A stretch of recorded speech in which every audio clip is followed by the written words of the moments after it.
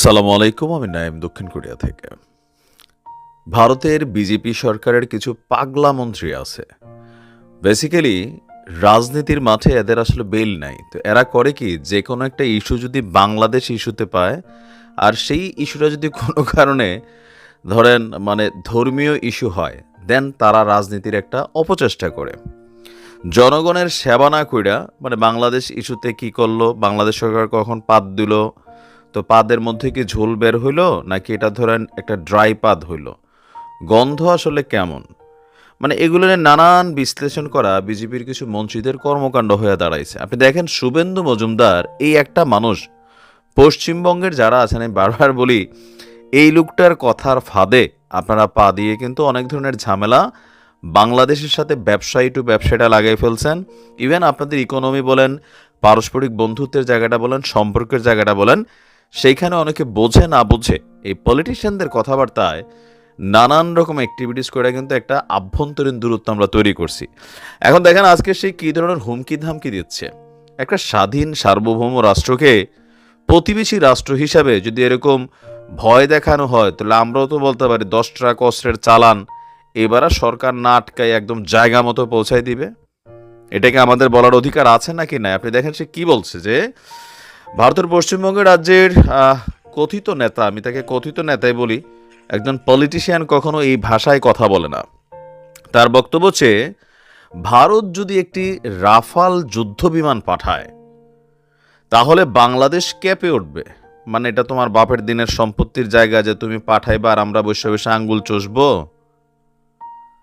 এই গ্লোবালাইজেশনের যুগে ইউক্রেনে যদি রাশিয়া দখল করতে চাইতো মাত্র 2 দিন লাগতো, কিন্তু 3 বছর কিন্তু এই যুদ্ধ চলছে। এই পাগলারা এই জিনিসটা কি এখনো বোঝে না? বাংলাদেশে যদি এরকম ঘটনা ঘটাতে চায় তাহলে বাংলাদেশের কি মিত্রশক্তি নেই? চীন বসে আঙ্গুল চষবে, পাকিস্তান বসে আঙ্গুল চষবে?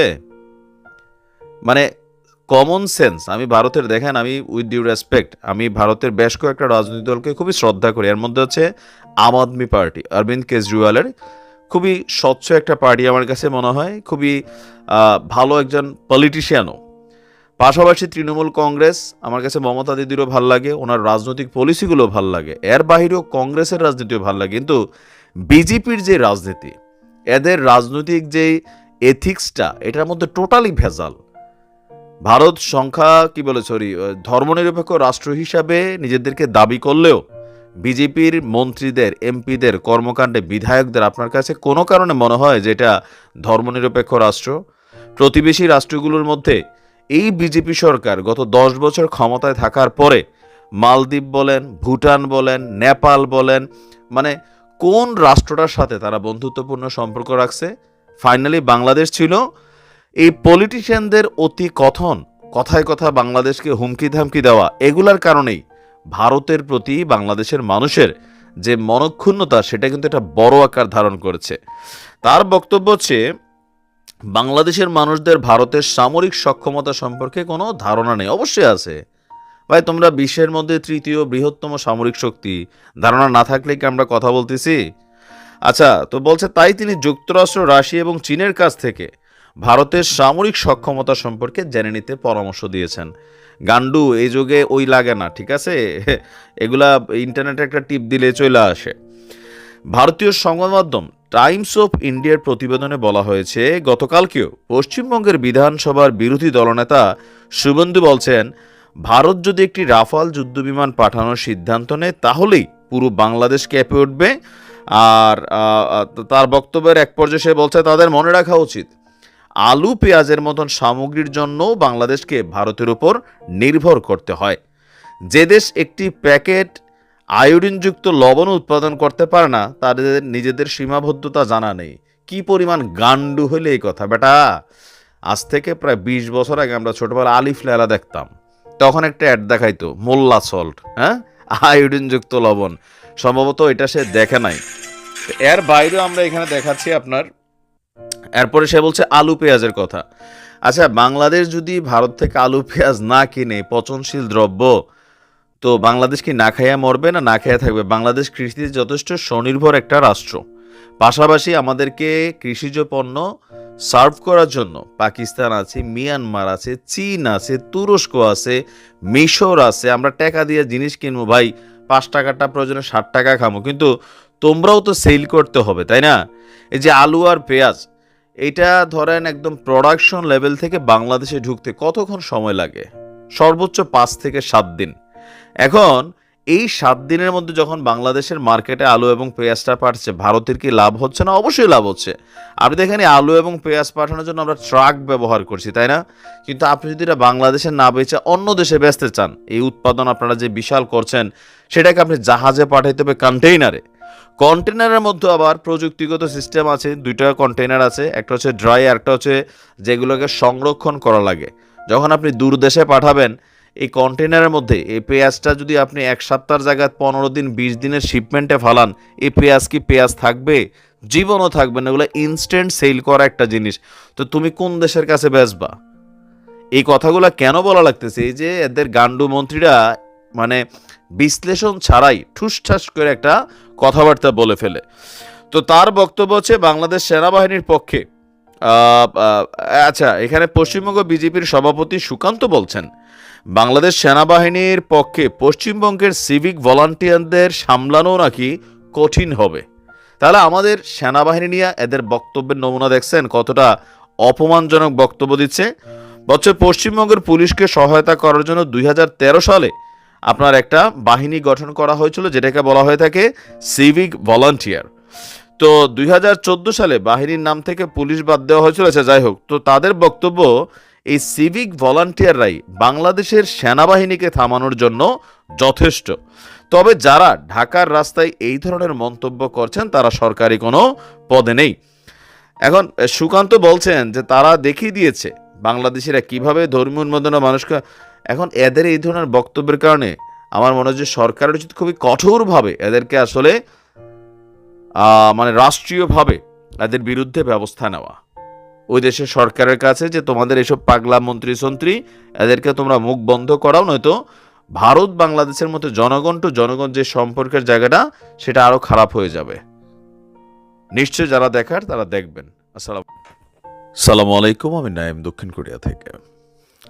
ভারতের বিজেপি সরকারের কিছু পাগলা মন্ত্রী আছে, বেসিক্যালি রাজনীতির মাঠে এদের আসলে বেল নাই। তো এরা করে কি, যে কোনো একটা ইস্যু যদি বাংলাদেশ ইস্যুতে পায়, আর সেই ইস্যুটা যদি কোনো কারণে ধরেন মানে ধর্মীয় ইস্যু হয়, দেন তারা রাজনীতির একটা অপচেষ্টা করে।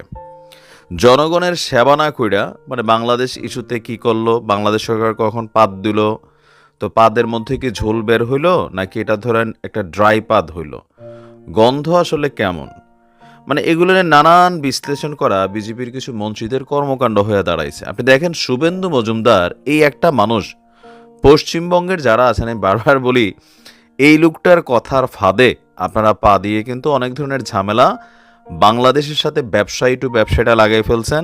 ইভেন আপনাদের ইকোনমি বলেন, পারস্পরিক বন্ধুত্বের জায়গাটা বলেন, সম্পর্কের জায়গাটা বলেন, সেইখানে অনেকে বোঝে না বুঝে এই পলিটিশিয়ানদের কথাবার্তায় নানান রকম অ্যাক্টিভিটিস করে কিন্তু একটা আভ্যন্তরীণ দূরত্ব আমরা তৈরি করছি। এখন দেখেন আজকে সে কী ধরনের হুমকি ধামকি দিচ্ছে। একটা স্বাধীন সার্বভৌম রাষ্ট্রকে প্রতিবেশী রাষ্ট্র হিসাবে যদি এরকম ভয় দেখানো হয়, তাহলে আমরাও তো বলতে পারি 10 ট্রাক অস্ত্রের চালান এবার আর সরকার না আটকায় একদম জায়গা মতো পৌঁছায় দিবে। এটাকে আমাদের বলার অধিকার আছে নাকি নাই? আপনি দেখেন সে কি বলছে, যে ভারতের পশ্চিমবঙ্গ রাজ্যের কথিত নেতা, আমি তাকে কথিত নেতাই বলি, একজন পলিটিশিয়ান কখনো এই ভাষায় কথা বলে না। তার বক্তব্য হচ্ছে, ভারত যদি একটি রাফাল যুদ্ধ বিমান পাঠায় তাহলে বাংলাদেশ কেঁপে উঠবে। মানে এটা তোমার বাপের দিনের সম্পত্তির জায়গা যে তুমি পাঠাইবা আর আমরা বসে বসে আঙ্গুল চষবো? এই গ্লোবালাইজেশনের যুগে ইউক্রেনে যদি রাশিয়া দখল করতে চাইতো মাত্র 2 দিন লাগতো, কিন্তু 3 বছর কিন্তু এই যুদ্ধ চলছে। এই পাগলারা এই জিনিসটাকে এখনো বোঝে না। বাংলাদেশে যদি এরকম ঘটনা ঘটাতে চায় তাহলে বাংলাদেশের কি মিত্রশক্তি নেই? চীন বসে আঙ্গুল চষবে, পাকিস্তান বসে আঙ্গুল চষবে? মানে কমন সেন্স। আমি ভারতের, দেখেন আমি উইথ ডিউ রেসপেক্ট, আমি ভারতের বেশ কয়েকটা রাজনৈতিক দলকে খুবই শ্রদ্ধা করি। এর মধ্যে হচ্ছে আম আদমি পার্টি, অরবিন্দ কেজরিওয়ালের খুবই স্বচ্ছ একটা পার্টি আমার কাছে মনে হয়, খুবই ভালো একজন পলিটিশিয়ানও। পাশাপাশি তৃণমূল কংগ্রেস আমার কাছে মমতা দিদিরও ভাল লাগে, ওনার রাজনৈতিক পলিসিগুলো ভাল লাগে, এর বাহিরেও কংগ্রেসের রাজনীতিও ভাল লাগে। কিন্তু বিজেপির যে রাজনীতি, এদের রাজনৈতিক যে এথিক্সটা, এটার মধ্যে টোটালি ভেজাল। ভারত ধর্মনিরপেক্ষ রাষ্ট্র হিসাবে নিজেদেরকে দাবি করলেও বিজেপির মন্ত্রীদের, এমপিদের কর্মকাণ্ডে, বিধায়কদের আপনার কাছে কোনো কারণে মনে হয় যে এটা ধর্মনিরপেক্ষ রাষ্ট্র? প্রতিবেশী রাষ্ট্রগুলোর মধ্যে এই বিজেপি সরকার গত 10 বছর ক্ষমতায় থাকার পরে মালদ্বীপ বলেন, ভুটান বলেন, নেপাল বলেন, মানে কোন রাষ্ট্রটার সাথে তারা বন্ধুত্বপূর্ণ সম্পর্ক রাখছে? ফাইনালি বাংলাদেশ ছিল। এই পলিটিশিয়ানদের অতি কথন, কথায় কথা বাংলাদেশকে হুমকি ধামকি দেওয়া, এগুলার কারণেই ভারতের প্রতি বাংলাদেশের মানুষের যে মনক্ষুণ্ণতা, সেটা কিন্তু একটা বড় আকার ধারণ করেছে। তার বক্তব্য হচ্ছে বাংলাদেশের মানুষদের ভারতের সামরিক সক্ষমতা সম্পর্কে কোনো ধারণা নেই। অবশ্যই আছে ভাই, তোমরা বিশ্বের মধ্যে তৃতীয় বৃহত্তম সামরিক শক্তি, ধারণা না থাকলে কি আমরা কথা বলতেছি? আচ্ছা, তো বলছে তাই তিনি যুক্তরাষ্ট্র, রাশিয়া এবং চীনের কাছ থেকে ভারতের সামরিক সক্ষমতা সম্পর্কে জেনে নিতে পরামর্শ দিয়েছেন। গান্ডু, এই যুগে ওই লাগে না, ঠিক আছে? এগুলা ইন্টারনেটে একটা টিপ দিলে চলে আসে। ভারতীয় সংবাদ মাধ্যম টাইমস অফ ইন্ডিয়ার প্রতিবেদনে বলা হয়েছে, গতকালকেও পশ্চিমবঙ্গের বিধানসভার বিরোধী দলনেতা শুভেন্দু বলছেন, ভারত যদি একটি রাফাল যুদ্ধবিমান পাঠানোর সিদ্ধান্ত নেয় তাহলেই পুরো বাংলাদেশ কেঁপে উঠবে। আর তার বক্তব্যের এক পর্যায়ে সে বলছে, তাদের মনে রাখা উচিত আলু পেঁয়াজের মতন সামগ্রীর জন্য বাংলাদেশকে ভারতের উপর নির্ভর করতে হয়। যে দেশ একটি প্যাকেট আয়োডিনযুক্ত লবণ উৎপাদন করতে পারে না, তাদের নিজেদের সীমাবদ্ধতা জানা নেই। কি পরিমাণ গান্ডু হলে এই কথা বেটা! আজ থেকে প্রায় 20 বছর আগে আমরা ছোটবেলা আলিফ লেলা দেখতাম, তখন একটা অ্যাড দেখাইতো মোল্লা সল্ট, হ্যাঁ, আয়োডিনযুক্ত লবণ। সম্ভবত এটা সে দেখে নাই। এর বাইরেও আমরা এখানে দেখাচ্ছি আপনার। এরপরে সে বলছে আলু পেঁয়াজের কথা। আচ্ছা, বাংলাদেশ যদি ভারত থেকে আলু পেঁয়াজ না কিনে, পচনশীল দ্রব্য, তো বাংলাদেশ কি না খাইয়া মরবে না না খাইয়া থাকবে? বাংলাদেশ কৃষিতে যথেষ্ট স্বনির্ভর একটা রাষ্ট্র। পাশাপাশি আমাদেরকে কৃষিজ পণ্য সার্ভ করার জন্য পাকিস্তান আছে, মিয়ানমার আছে, চীন আছে, তুরস্ক আছে, মিশর আছে। আমরা টাকা দিয়ে জিনিস কিনবো ভাই, 5 টাকাটা প্রয়োজনে 60 টাকা খামো, কিন্তু তোমরাও তো সেল করতে হবে, তাই না? এই যে আলু আর পেঁয়াজ, এটা ধরেন একদম প্রোডাকশন লেভেল থেকে বাংলাদেশে ঢুকতে কতক্ষণ সময় লাগে? সর্বোচ্চ 5 থেকে 7 দিন। এখন এই 7 দিনের মধ্যে যখন বাংলাদেশের মার্কেটে আলু এবং পেঁয়াজটা পাঠছে, ভারতের কি লাভ হচ্ছে না? অবশ্যই লাভ হচ্ছে। আপনি দেখেন আলু এবং পেঁয়াজ পাঠানোর জন্য আমরা ট্রাক ব্যবহার করছি, তাই না? কিন্তু আপনি যদি এটা বাংলাদেশে না বেচে অন্য দেশে বেচতে চান, এই উৎপাদন আপনারা যে বিশাল করছেন, সেটাকে আপনি জাহাজে পাঠাইতে হবে, কন্টেইনারে। কন্টেনারের মধ্যে আবার প্রযুক্তিগত সিস্টেম আছে, 2টা কন্টেনার আছে, একটা হচ্ছে ড্রাই, একটা হচ্ছে যেগুলোকে সংরক্ষণ করা লাগে।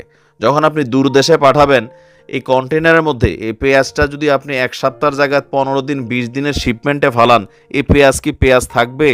জীবনও থাকবে না। এগুলো ইনস্ট্যান্ট সেল করা একটা জিনিস। তো তুমি কোন দেশের কাছে বেচবা? এই কথাগুলো কেন বলা লাগতেছে? এই যে এদের গান্ডু মন্ত্রীরা মানে বিশ্লেষণ ছাড়াই ঠুসঠাস করে একটা কথাবার্তা বলে ফেলে। তো তার বক্তব্য হচ্ছে বাংলাদেশ সেনাবাহিনীর পক্ষে।